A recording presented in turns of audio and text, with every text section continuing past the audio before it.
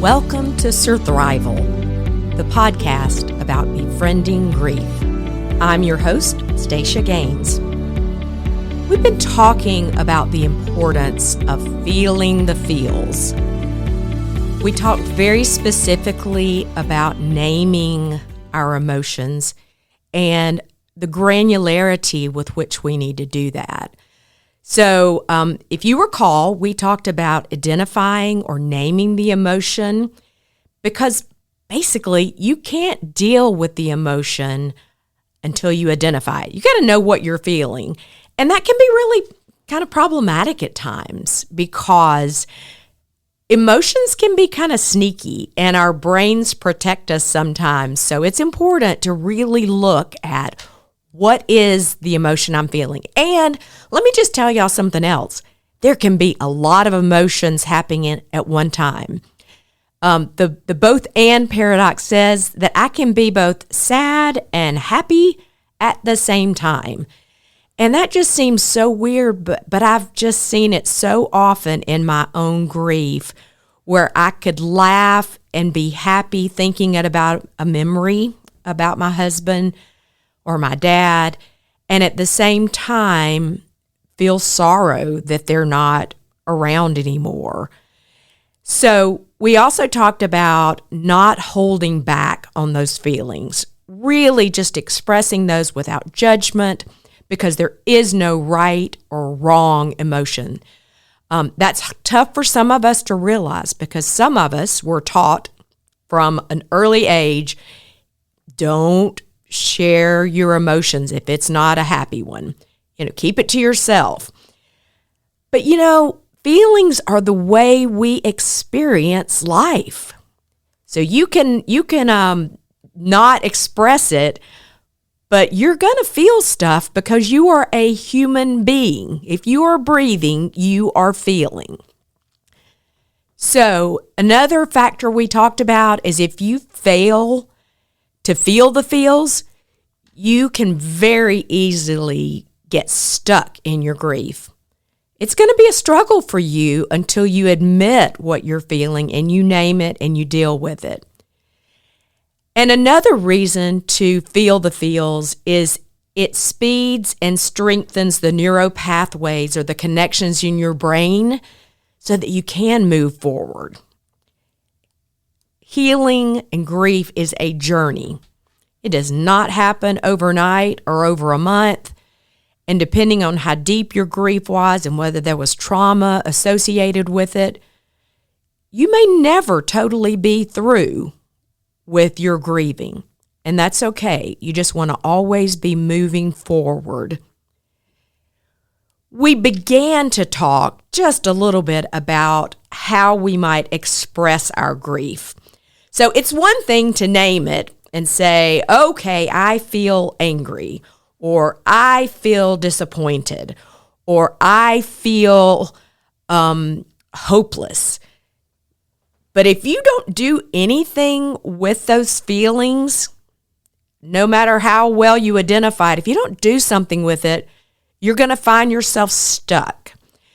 So if you remember the example I gave in the podcast originally was about anger. Let's say you're feeling anger in your grief.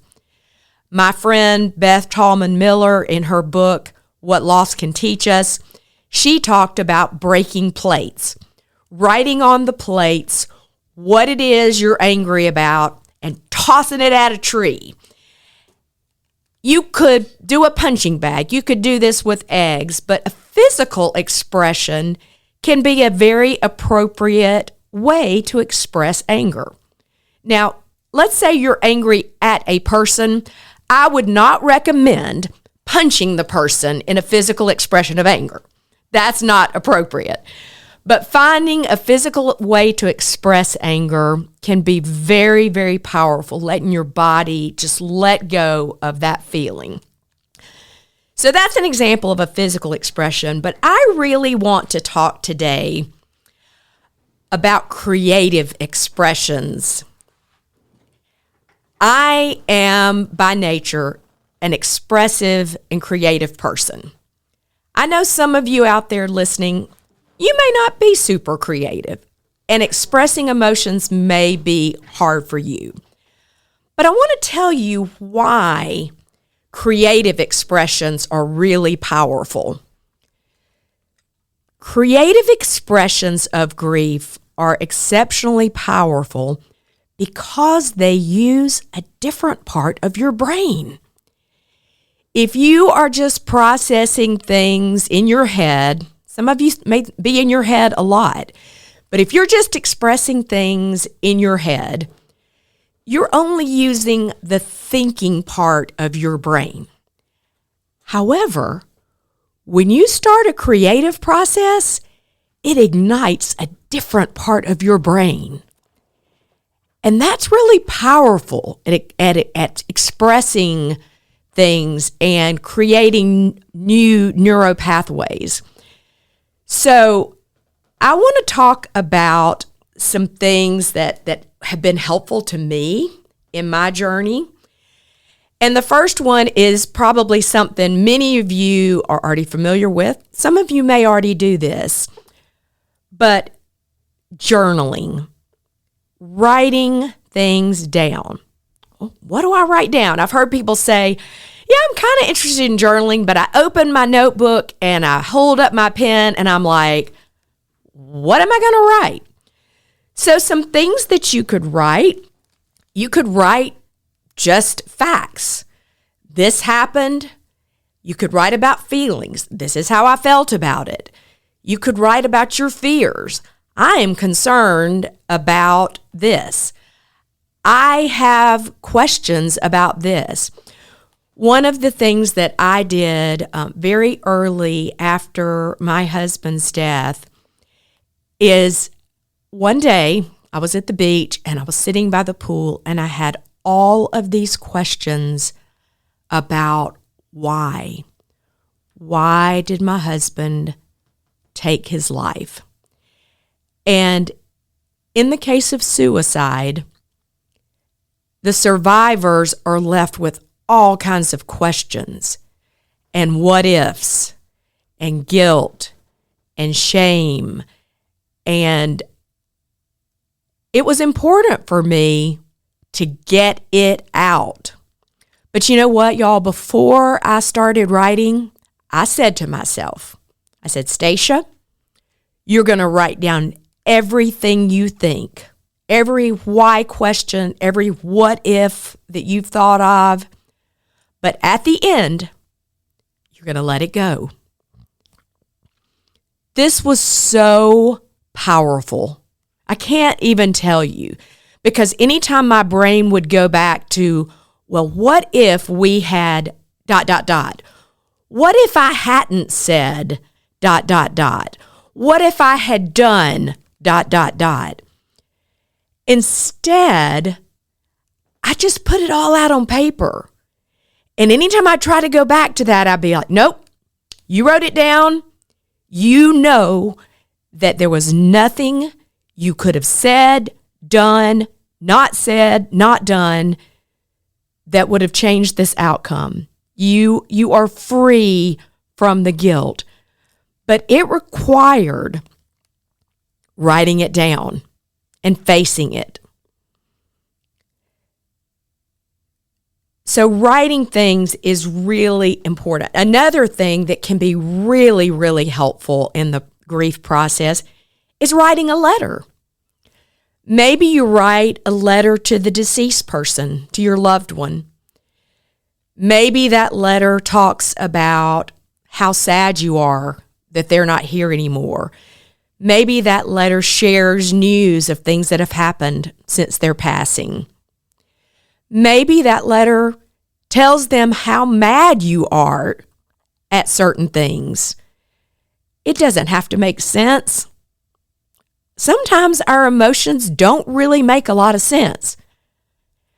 But expressing them in written form just releases something inside our brains. Now with the letter, if it's someone that's still present, maybe your loss has to do with a divorce. Maybe you write a letter to the spouse that left you. You don't have to send that letter to that person. But writing a letter just allows you to express the feelings and get them out. You know, the reason I have these Surthrival principles is right after Matt died, I started writing these things down. I wrote down every Surthrival principle as it came to me. Early days, my spiritual mentor said to me, "Oh, that was a blessing of God." She was like, "You should write down every blessing of God in this process." I did. No matter how small it was, I wrote it down. And I just thanked God for the change in my job that allowed me time to grieve. I thanked God for the blessing of the cardinal that perched on my bird feeder every day and reminded me of Matt. I thanked God for the friends that spread scripture throughout my house. I thanked God for the friends that took care of my plants while I was at the beach. I thanked God for the person that mowed my grass. I thanked God and counted it as a blessing, every little thing that helped me. And writing it down, that gives it credence, it gives it weight. It is really, really helpful. And you know what else? I can look back at it, I can be like, oh man, God was so good to me during this difficult time of my life. Look at all the things he did. Because I want to talk about something else. There is a real thing called grief fog. Those of you who have been through a loss, you know what I'm talking about. Those early days after the death, you don't really process things normally. Your brain is in some kind of shock, or your brain is just in a fog. So you don't think like you normally would. So the beautiful thing about writing it down is it helps you to process things when you're in the fog. It cements the ideas. Instead of them just rambling around in your brain and never landing in, you're just rolling around ideas in your head, it lands the plane and it helps cement those ideas. It is also a beautiful record of what you were thinking and feeling at each stage of the grief process. I love going back and reading what I've written in my journal. Oh, wow, I'd forgotten about that. Oh, I remember that now. That meant so much to me. And as I've created each of these podcasts, I've spent a lot of time going back and reading. I'm so thankful that I wrote things down because now I have a record to share with you, my listeners. So write it down, and it is a great record of your journey. Okay, the next one that I want to talk about is related to kind of meditation. But it's not the kind of like yoga meditation or the It is more of the act of being present. One of the best ways to really process feelings and to express it is to be present in the moment. What do I mean by that? When you're walking the dog, stop and smell the honeysuckle. Better yet, pull off the little flower, put that sweet nectar on your tongue, and taste the honeysuckle. Be present in the moment. This kind of frees your brain to focus on the present instead of worrying and wondering, and it gives your brain a rest. It gives your brain a break. early days after Matt died, I spent time at the beach. For 2 weeks, I was at the beach, which was another amazing blessing because the beach is one of my happy places. And I was at a condo where I have spent many, many happy days with my family and with my friends. And while I was there, I really was very intentional about the smell of the ocean, about the sound of the sea as the waves crashed, about the feel of the sand under my feet, about the feel of the wind in my hair as I walked, about the sounds of the gulls as they swooped overhead, or the sounds of the blue angels as they zoomed over the beach. I was present for each of those things. It's important. Take a moment. Be present in the moment. The last part that I want to talk about is kind of my passion, and that is to creatively find ways to express your grief. I've already talked about journaling, and that can be a creative form of expression. One of the things that I do is I'm a visual person. I love colors. So I have these favorite pens, my Pilot G2 pens. They're my favorite. I love the way they write, and they come in all these delicious colors. And I've got teal and turquoise and purple and pink and orange. And so in my journal, it is so colorful and it makes me happy. So if colors make you happy, buy yourself the best pens on the planet, the Pilot G2 roller balls, and use color in your journal. But something I started doing that I'd never done before is I started a drawing journal. Okay, I am not an artist. My mother is an artist. I am creative, but I recognized that there were some things that I was feeling. There were some things that needed a different expression outside of words.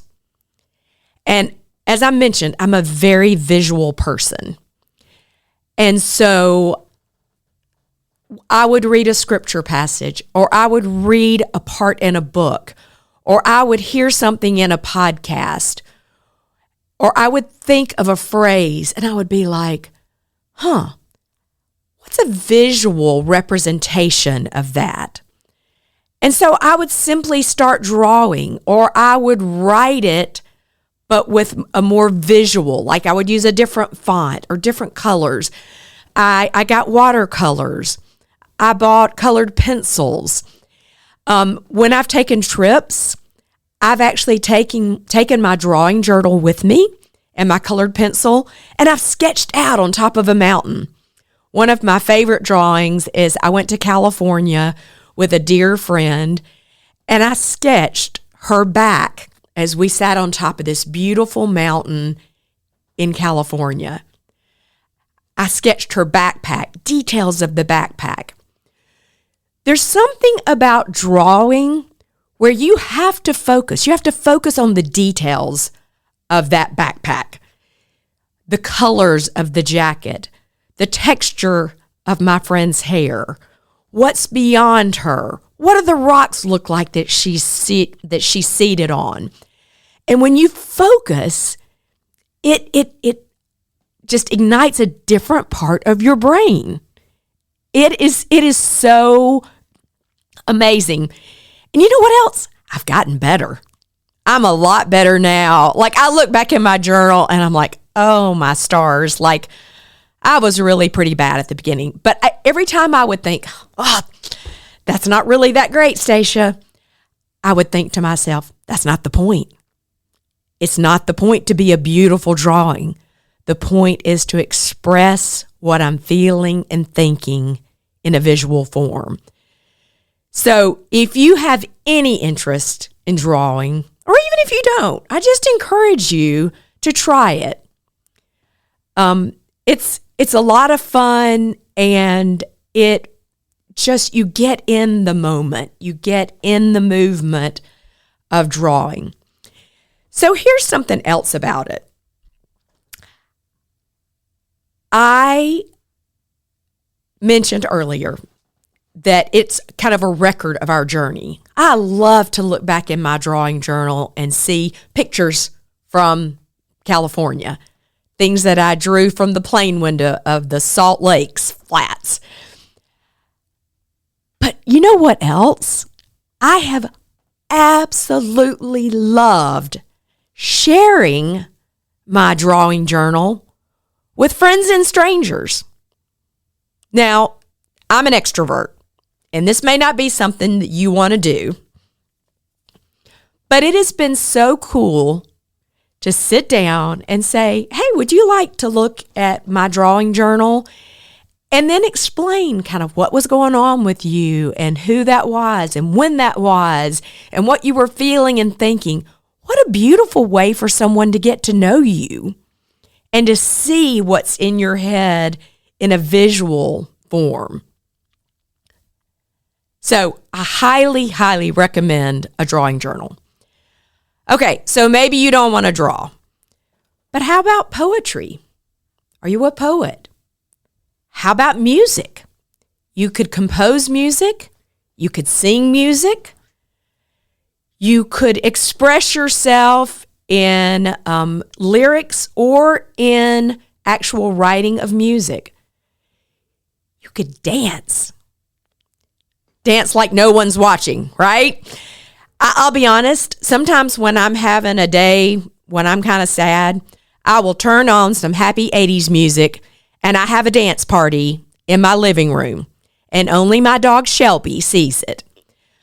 But there is something about physical movement of dancing and listening to music that changes your mood. Maybe you're in a pensive mood. Listen to some music that relaxes you, where you can just think and feel sadness if you want to. Also, there are creative ways, things that you can do that honor the person that you lost. I just wanted to share a couple of things that I have done since losing my husband. My husband was a teacher at a school, and in the early days, he had to wear a tie every day to class. So his students knew all of Mr. Gaines' ties. They knew the Marvin the Martian tie. They knew the Bugs Bunny tie. They knew the Grinch tie. They knew the Auburn tie. They knew his ties personally because they'd seen them every day. After Matt passed away, I decided I was going to give away his ties to his friends and his students. They loved it. And these same students that were alumni, they stood up at his celebration of life, the guys all wearing one of Mr. Gaines' ties, and they sang the song they had all sung at graduation from the musical Wicked, For Good. Everybody who talks about the celebration of life mentions these students wearing Matt's ties, singing For Good in his honor. What a beautiful way to remember someone. The other way that I have been honoring my husband is a little bit unique, but it's worked for me. Matt was cremated, and I wasn't sure what I was going to do with the ashes. But what I've done is I've actually been taking parts of Matt on trips with me. He has been to the lake, 2 lakes actually. He's been to the beach a couple of times. He's been to the mountains. And most recently, my friends and I spread his ashes at a bar at the Floribama. It has been so meaningful to share this with my friends and his friends. It gives them an opportunity to grieve the loss of their friend. And it helps me to share my burden of grief, knowing that I'm not alone, that others loved him, valued him, and miss him.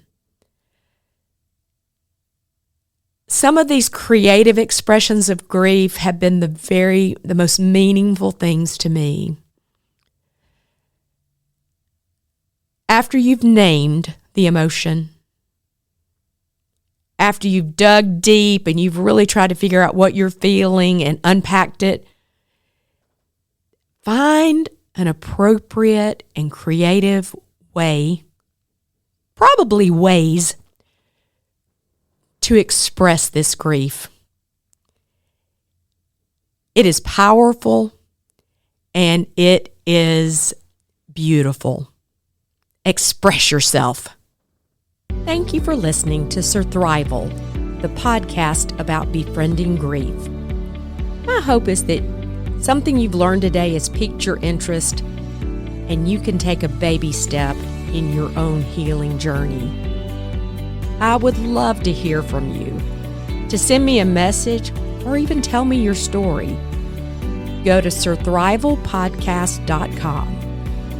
If you'd like to book me as a speaker, you can also do that through the Contact Me section of my website.